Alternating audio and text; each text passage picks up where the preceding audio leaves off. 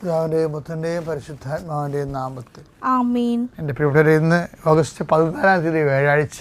അമ്മയോട് ചേർന്ന് പ്രാർത്ഥിക്കാം. അമ്മേ പരിശുദ്ധമ്മേ, അമ്മേ പരിശുദ്ധമ്മേ, ദൈവമാതാവേ, കൃപാസനത്തിലൂടെ ഞങ്ങൾക്കും ഞങ്ങളുടെ ദേശത്തിനും അമ്മ മധ്യസ്ഥം തേടി തന്ന എല്ലാ അനുഗ്രഹങ്ങൾക്കും കൃപകൾക്കും ഞങ്ങളിപ്പോൾ ഹൃദയം നിറഞ്ഞ നന്ദി പറയുന്നു.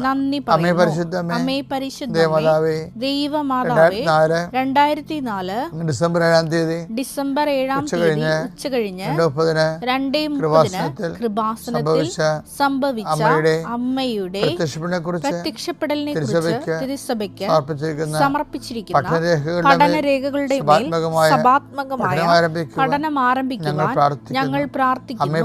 അമ്മേ പരിശുദ്ധമ്മേ, ഭൂസ്വർലോകങ്ങളുടെ രാജ്ഞിയായ അങ്ങേയ്ക്ക് ഭൗമ സംരക്ഷണത്തിനായി പ്രപഞ്ച പ്രകൃതിയെ തന്നെ തിരുസഭ പ്രതിഷ്ഠിക്കുവാൻ ഈ പ്രത്യക്ഷീകരണം വഴി ഇടയാക്കണമേ.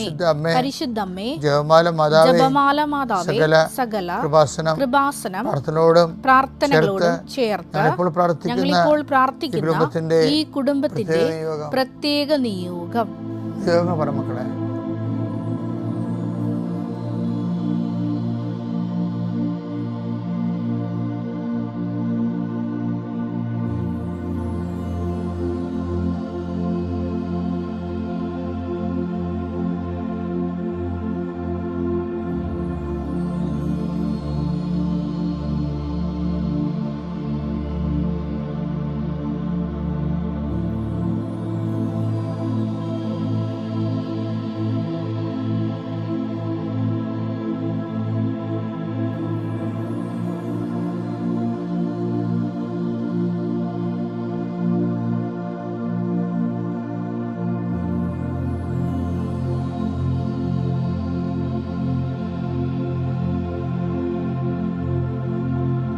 അമ്മയുടെ പ്രത്യക്ഷീകരണത്തിന്റെ ഈ അനുഗ്രഹവേളയിൽ ഞങ്ങൾക്ക് സാധിച്ചു തരുവാൻ കനിയണമേ.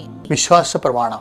സർവശക്തനായ പിതാവും ആകാശത്തിന്റെയും ഭൂമിയുടെയും സൃഷ്ടാവുമായ ദൈവത്തിൽ ഞാൻ വിശ്വസിക്കുന്നു.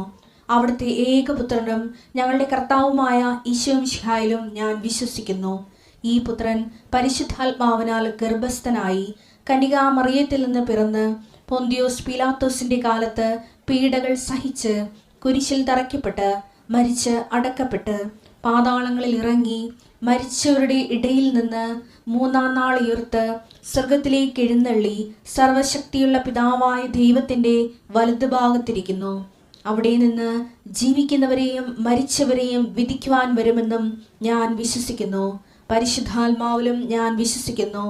വിശുദ്ധ കത്തോലിക്കാ സഭയിലും പുണ്യവാന്മാരുടെ ഐക്യത്തിലും പാപങ്ങളുടെ മോചനത്തിലും ശരീരത്തിന്റെ ഉയർപ്പിലും നിത്യമായ ജീവിതത്തിലും ഞാൻ വിശ്വസിക്കുന്നു. ആമേൻ. സ്വർഗ്ഗസ്ഥനായ ഞങ്ങളുടെ പിതാവേ, അങ്ങയുടെ നാമം പൂജിതമാകണമേ. അങ്ങയുടെ രാജ്യം വരണമേ. അങ്ങയുടെ തിരുമനസ് സ്വർഗത്തിലെ പോലെ ഭൂമിയിലും ആകണമേ. അന്നു വേണ്ടുന്ന ആഹാരം ഇന്ന് ഞങ്ങൾക്ക് തരണമേ. ഞങ്ങളോട് തെറ്റ് ചെയ്യുന്നവരോട് ഞങ്ങൾ ക്ഷമിക്കുന്നത് പോലെ ഞങ്ങളുടെ തെറ്റുകൾ ഞങ്ങളോടും ക്ഷമിക്കണമേ. ഞങ്ങളെ പ്രലോഭനത്തിൽ ഉൾപ്പെടുത്തരുതേ, തിന്മയിൽ ഞങ്ങൾ രക്ഷിക്കണമേ. ആമേൻ. നന്മ നിറഞ്ഞ മറിയമേ, സ്വസ്തി. കർത്താവ് അങ്ങയുടെ കൂടെ സ്ത്രീകളിൽ അങ്ങ് അനുഗ്രഹിക്കപ്പെട്ടവളാകുന്നു. അങ്ങയുടെ ഉദരത്തിൻ ഫലമായി ഈശോ അനുഗ്രഹിക്കപ്പെട്ടവനാകുന്നു. പരിശുദ്ധ മറിയമേ, തമ്പുരാന്റെ അമ്മേ, പാപികളായ ഞങ്ങൾക്ക് വേണ്ടി ഇപ്പോഴും ഞങ്ങളുടെ മരണസമയത്തും തമ്പുരാനോട് അപേക്ഷിക്കണമേ. ആമേൻ. എൻ്റെ കർത്താവേ, നിന്റെ ഉന്നതമായ നാമത്തിന് സ്വസ്ഥം ചെയ്യുന്നു. എൻ്റെ കർത്താവേ, നിന്റെ വിശുദ്ധ പൗരോഹിത്യത്തെ മഹത്വപ്പെടുത്തണമേ. കർത്താവേ, സഭയിലുള്ള സാന്നിധ്യം ദൃഢമാക്കണമേ. 39 വർഷം ഞാൻ അർപ്പിച്ച കുർബാനയുടെ യുഗതിയാൽ കൃപാസനത്താര ജീവനോടെ പ്രത്യക്ഷപ്പെട്ട പരിശുദ്ധമ്മയുടെ മാധ്യസ്ഥത്താൽ ദൈവവേദനയെ നീ അനുഗ്രഹിക്കപ്പെടട്ടെ. നിൻ്റെ കുടുംബം അനുഗ്രഹിക്കപ്പെടട്ടെ. നിൻ്റെ യാത്ര, നിൻ്റെ ചിന്തകൾ, നിൻ്റെ ആലോചനകൾ, നീ എടുക്കുന്ന തീരുമാനങ്ങൾ ദൈവവേദനയെ കർത്താവ് നിന്നെ ആശീർവദിക്കട്ടെ. കർത്താവ്, ത്വക്ക് രോഗങ്ങളുടെ അനുഭവമുണ്ട് കർത്താവ്. അതുപോലെ തന്നെ വിസർപ്പ രോഗങ്ങളുണ്ട് ഈശോയെ. അതുപോലെ തന്നെ അരസ്വസ്ഥ രോഗങ്ങളുണ്ട് ഈശോയെ. അതെല്ലാം വിശുദ്ധമായ കഴുകണമെന്ന് പ്രാർത്ഥിക്കുന്ന ഈശോയെ. കടങ്ങൾ, സാമ്പത്തിക ബാധ്യതകളാൽ വിഷമിക്കുന്ന മക്കളുണ്ട് ഈശോയെ. അവരെ സന്ധിക്കണമെന്ന് പ്രാർത്ഥിക്കുന്നു. കാശ് തട്ടിച്ചെടുത്തവരുണ്ട് ഈശോയെ. വഞ്ചിക്കപ്പെട്ടവരുണ്ട് ഈശോയെ. വ്യക്തികൾ കർത്താവെ, ഏറ്റവും അടുത്ത വ്യക്തികൾ അകാലത്തിൽ വിയോഗപ്പെട്ടതിൻ്റെ പേരിൽ കൈയും കാലും അനങ്ങാത്ത എന്ത് ചെയ്യണമെന്ന് അറിയാൻ പാടില്ലാതെ കുഴങ്ങി മനസ്സ് ഇടിഞ്ഞിരിക്കണവരുണ്ട് ഈശോയെ, അവരെല്ലാം നീ സന്ധിക്കണമെന്ന് പ്രാർത്ഥിക്കുന്നു. എൻ്റെ കർത്താവിൻ്റെ ഉന്നതമായ നാമത്തിൽ, സഭയുടെ അധികാരത്തിൽ, കുരിശിൻ്റെ അടയാളത്തിൽ ഇന്ന് നിൻ്റെ യാത്രകൾ, ഇന്ന് നിൻ്റെ ചിന്തകൾ, നിൻ്റെ സംസാരങ്ങൾ, നിൻ്റെ ചെയ്തികൾ, നിൻ്റെ എഴുത്തുകൾ, തീരുമാനങ്ങൾ കർത്താവ് ആശീർവദിക്കട്ടെ. എൻ്റെ പ്രിയപ്പെട്ടവരെ, മഹത്വീകരിക്കപ്പെട്ട കുഞ്ഞാട് വെളിപാടിൻ്റെ പ്രധാനപ്പെട്ട പ്രമേയമാണ്. പക്ഷെ നമ്മളെപ്പോഴും ചിന്തിക്കുന്നത് നിത്യതയിൽ നമ്മൾ എത്തിച്ചേരുമ്പോൾ ഉണ്ടാകുന്ന സ്വർഗ അനുഭവങ്ങളുടെ ഭാഗമായിട്ടാണ് യോഹന്നാന് വെളിപാട് കിട്ടണമെന്നാണ്. പക്ഷെ അതല്ല. അവൻ 4 ജീവികൾക്ക് മുമ്പിൽ നിൽക്കുന്നില്ല, 4 സുവിശേഷ മുമ്പിലല്ല നമ്മൾ നിൽക്കുന്നത്. അപ്പോൾ സുവിശേഷം ജീവിക്കുമ്പോൾ വ്യത്യസ്തമായ കാലാവസ്ഥയിലൂടെ നമ്മൾ കടന്നു പോകുന്നു. സഹനങ്ങളിലൂടെയാണെങ്കിലും സുവിശേഷത്തിൻ്റെ വചനം ഉൾക്കൊണ്ടുകൊണ്ട് സമർപ്പിച്ച് കഴിയുമ്പോൾ ദൈവം നമ്മളെ മഹത്വപ്പെടുത്തുകയും നമ്മൾ ലോകത്തെ ജയിക്കുകയും ചെയ്യുന്നതിനെക്കുറിച്ചാണ് ഇവിടെ പറയുന്നത്. അങ്ങനെ സഹിക്കുന്ന കുഞ്ഞാട് ജയിക്കുന്ന കുഞ്ഞാടായിട്ട് ഓരോ ദിവസവും ദൈവം നമ്മളെ മാറ്റിക്കൊണ്ടിരിക്കുകയാണ്. അതിൻ്റെ വചനങ്ങളിലേക്കാണ് നമ്മൾ പോകുന്നത്. വെളിപാട് 7, 11, 12. ദൂതന്മാരെല്ലാം സിംഹാസനത്തിനും ശ്രേഷ്ഠന്മാർക്കും 4 ജീവികൾക്കും ചുറ്റും. ഇവിടെ ആരൊക്കെയാണുള്ളത്? സിംഹാസനം. അവിടെ ആരാ ഉള്ളത്? ഈശോ. പിന്നെ എന്താണ്? ശ്രേഷ്ഠന്മാർ. ആര്? അപ്പോസ്തലന്മാരും രക്തസാക്ഷികളും. പിന്നെ ആരാ? 4 ജീവികൾ. 4 സുവിശേഷങ്ങൾ. അവർ സിംഹാസനത്തിന് മുമ്പിൽ കമിഴ്ന്നു വീണ്. അപ്പോൾ ഇത്രയും സെറ്റപ്പിൻ്റെ മുമ്പിലാണ് നമ്മൾ.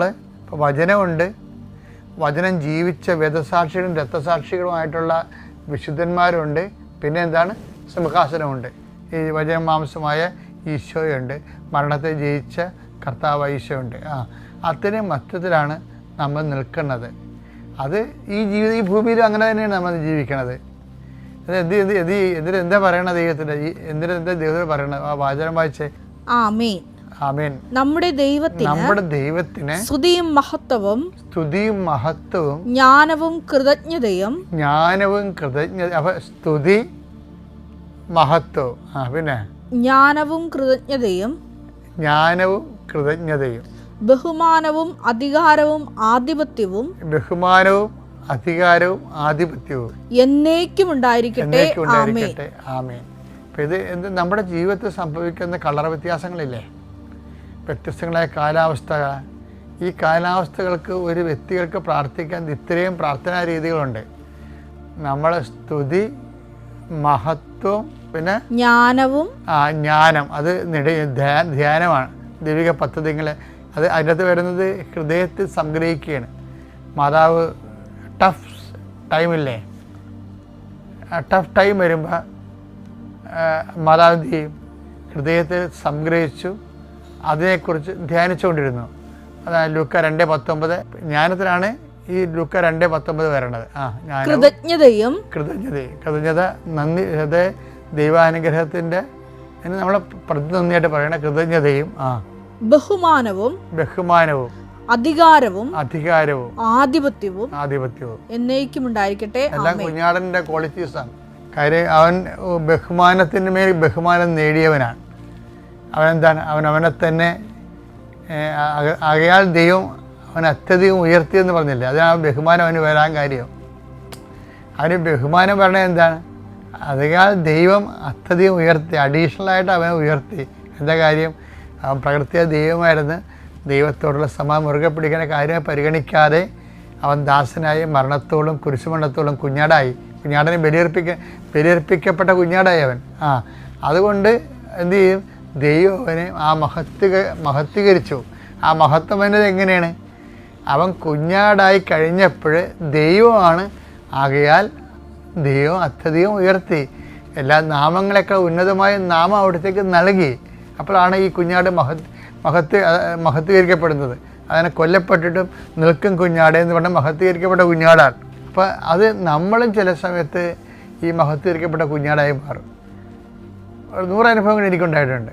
എന്നുവെച്ചാൽ നമ്മുടെ റീസൺ അനുസരിച്ച് ശരിയല്ലാത്ത കാര്യങ്ങൾ നമ്മൾ ചിലപ്പോൾ മറ്റുള്ളവരുടെ കൈ ചൂണ്ടുന്നതിൻ്റെ മുമ്പിൽ അകപ്പെട്ട് നിൽക്കുകയും എന്നിട്ട് നമ്മൾ ദൈവഹിതം തന്നെ പാലിച്ചുകൊണ്ട് മുന്നോട്ട് പോകുമ്പോൾ നമ്മുടെ പ്രതിയോഗികൾക്ക് നമ്മൾ ദൈവഹിതമാണ് പാലിക്കണമെന്ന് മനസ്സിലാകാതിരിക്കുകയും നമ്മൾ അതിൻ്റെ പേരിൽ നമ്മളെ പഴിചാരുകയും ചെയ്തിട്ടും നമ്മൾ പിടിച്ചു നിൽക്കുകയും ചെയ്യണമാണ് ഈ മഹത്വീകരിക്കപ്പെട്ട കുഞ്ഞാടെന്ന് പറയണത്. അതൊരു ഭയങ്കര സംഭവമാണത്. അല്ലാതെ നിങ്ങളവർക്കത് മരിച്ചു ചെല്ലുമ്പോൾ തന്നെ അവിടെ ചെല്ലുമ്പോൾ നമ്മൾ ദൈവം മഹത്വീകരിക്കപ്പെടാൻ അതല്ല. ഓരോ അനുഭവങ്ങളും അങ്ങനെയാണ്. മഹത്വീകരിക്കപ്പെട്ട കുഞ്ഞാടിലേക്കുള്ള ദൂരമാണ് നമ്മുടെ.